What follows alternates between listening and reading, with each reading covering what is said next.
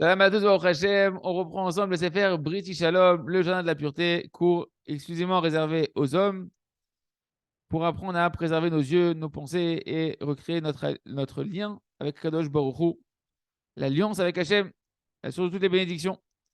Donc, les amis, après tout ce qu'on a vu, on comprend que vu qu'on a vu que toute la Torah entière et les 10 commandements, je vous invite à revoir les cours précédents, ils dépendent tous de la préservation des yeux, de ne pas convoiter. Le dernier des 10 commandements, il englobe en fait toute la Torah, la préservation des yeux. C'est pourquoi on a tous un devoir kadosh, un devoir saint, de tous les jours s'efforcer de passer au moins une demi-heure à supplier à Kadosh Baruch Hu dans sa langue maternelle, de demander à Kadosh Baruch Hu de nous aider, avec tout le Ham Israël avec nous, à avoir une pureté au niveau du regard, avoir une pureté au niveau de la pensée, d'avoir que des bonnes pensées dans la tête, d'avoir que des belles paroles dans la bouche.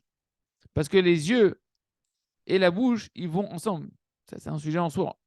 Il y a la bouche d'en haut et la bouche d'en bas. Et tous les jours, les amis, il faut consacrer une demi-heure de prière pour préserver ses yeux. C'est impossible dans cette génération de réussir à accomplir la Torah qui dépend de la préservation des yeux sans prier tous les jours longuement sur ce sujet-là, surtout avec les smartphones, etc. Et tu dois te rappeler et demander au moment de la prière, Kadosh Baruch Hu, toi qui es bon, Ribono Shel Olam, mentionne, tu as mentionné qui? Le mérite de Rabbi Mathia ben Harash. Il va falloir demander le mérite de Rabbi Mathia ben Harash, qui est un Tana, on va ramener son histoire de la Gemara Gdosha, qui a mamash fait une messirut nefesh. Il a été prêt à sacrifier ses yeux. Mamash dans des souffrances terribles pour pas fauter avec ses yeux. Pour pas tomber, que nous en préserve dans une petite avéra qui dépend des yeux. Et donc de demander le mérite de ce Tana Kadosh, Rabbi Mathia Ben Harash, qui lui, mamash, a fait ce sacrifice et cet effort terrible qui nous viennent en aide pour préserver nos yeux. Et venez, on va voir ensemble l'histoire extraordinaire de Rabbi Mathia Ben Harash qui est ramené dans le Midrash. Maasé, voilà qu'il y a une histoire avec Rabbi Mathia Ben Harash. Il était assis au Beth Midrash. Il était en train d'étudier la Torah ardemment. Et son visage, il éclairait. Il ressemblait au soleil. Mamash, un éclat extraordinaire qui ressemblait à l'éclat des anges divins. Pourquoi? Parce qu'il n'avait jamais levé ses yeux sur une femme dans ce monde-là. Jamais il avait contemplé une femme.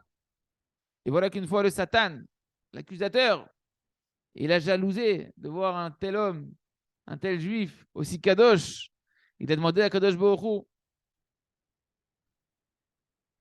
comment tu considères cet homme-là? Ken, Amar Efshar Adam Kmose Velo Chata, ça existe un homme comme ça qui peut n'avoir jamais fauté? Vraiment, il n'a jamais fauté? Kadosh Baruch Hu, il a dit à Kadosh Baruch Hu, maître du monde, Rabbi Mathia ben Harash, qu'est-ce qu'il est pour toi? Comment tu le considères? Kadosh Baruch Hu lui a dit, c'est un tzaddik gamour, c'est un tzaddik parfait. Alors il a répondu, ok, tu me laisses l'autorisation de le mettre à l'épreuve, voir s'il est si parfait que ça, ton tzaddik. Kadosh Baruch Hu lui a dit, tu peux rien contre lui.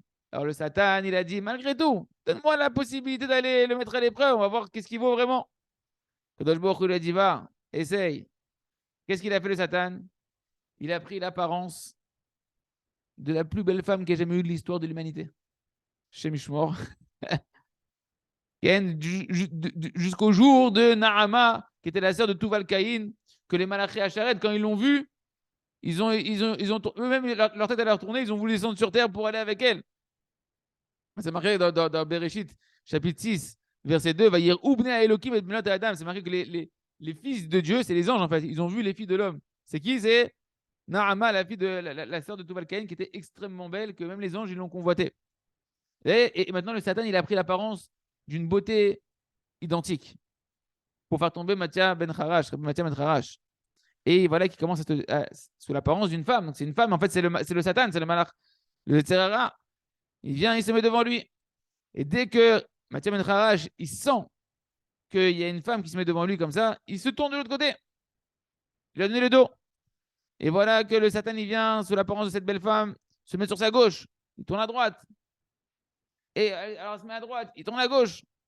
Et là, Rabbi Mathia Ben Harash, il sent qu'il va pas pouvoir tenir longtemps encore avec ce petit jeu, que ça lui tourne autour, etc. Surtout qu'elle est extrêmement belle. Il sent qu'il y a un grand Yetzerara de lever les yeux. Et qu'est-ce qu'il se dit? Rabbi Mathia Ben Harash, il dit, j'ai peur. J'ai peur que le Yetzerara, il prenne le dessus et qu'il me fasse voter. Qu'est-ce qu'il a fait, ce tzaddik? Il a appelé son Talmid son serviteur devant lui, il lui a dit, amène-moi maintenant 2 broches que tu vas mettre dans le feu, tu vas faire rougir, blanchir au feu, et amène-les-moi immédiatement. Il lui a amené ces broches enflammées, rouges, vous savez, quand on fait comme les armes, là, quand on fait forger le fer. Qu'est-ce qu'il a fait? Dès qu'il lui a amené, il les a mis dans ses yeux, il s'est crevé les yeux. Quand le Satan il a vu ça, hein, il a tellement été choqué qu'il est tombé à la renverse, comme on dit. Et à ce moment-là, Kadosh Baruch Hu, qu'est-ce qu'il a fait? Parce que c'est marqué que Bémet, en fait, le Satan, il a dit, mais je t'ai jamais demandé de faire ça. Genre, j'avais pas le reshoot. C'est pas marqué ici, je vous raconte les détails en plus. Il a dit, j'avais pas le reshoot, moi, de t'amener jusqu'à te crever les yeux. Qu'est-ce qu'il a fait? Il est monté devant Kadosh Baruch Hu, il lui a dit, envoie l'ange Raphaël pour qu'il le guérisse. Qu'est-ce qu'il a dit, Rabbi Ben Harash? L'ange Raphaël, il vient. L'ange Raphaël, c'est l'ange de la guérison. Il vient pour guérir les yeux de Mathieu Ben Harash. Il dit à Kadosh Baruch Hu, il m'a envoyé pour guérir tes yeux. Ben Harash lui dit, non, non, non, laisse-moi comme ça. J'ai déjà failli fauter une fois, je ne veux pas refauter, je veux pas être mis à l'épreuve une deuxième fois. L'ange, il revient devant Kadosh Baruch Hu. Il raconte à Kadosh Baruch Hu. Comme ça, il m'a dit, Rabbi Ben Harash. Kadosh Baruch Hu, il lui a dit, descends. Et va lui dire maintenant que je suis garant que jamais le Yetzer Hara, il pourra encore avoir l'autorisation de venir te mettre à l'épreuve. Rabbi il a accepté d'être guéri et Malach Raphaël lui a guéri les yeux. De là, Khamim, ils ont enseigné Kol mi she'eno mistakel benashim. Tout celui qui ne regarde pas les femmes, à plus forte raison, et chez Travero, la femme de son prochain, alors le Yetzer Hara n'a aucune emprise sur lui. Tout le Yetzer Hara, il démarre lorsqu'un homme s'autorise à regarder des femmes qui ne sont pas sa femme.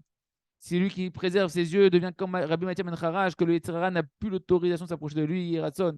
Que Kadosh Baruch Hu nous donne le courage, dans cette génération de fous, de passer tous les jours une demi-heure minimum à parler à Kadosh Baruch Hu avec son cœur, de lui demander de l'aide de préserver nos yeux, d'invoquer le mérite de Rabbi Mathieu Ben Harash, et qu'on puisse dans le ciel véritablement écouter comme les Tzadikim Mourim, comme Baba Saleh, et amener toutes les brachot sur nous, Chazak, Venit Chazek.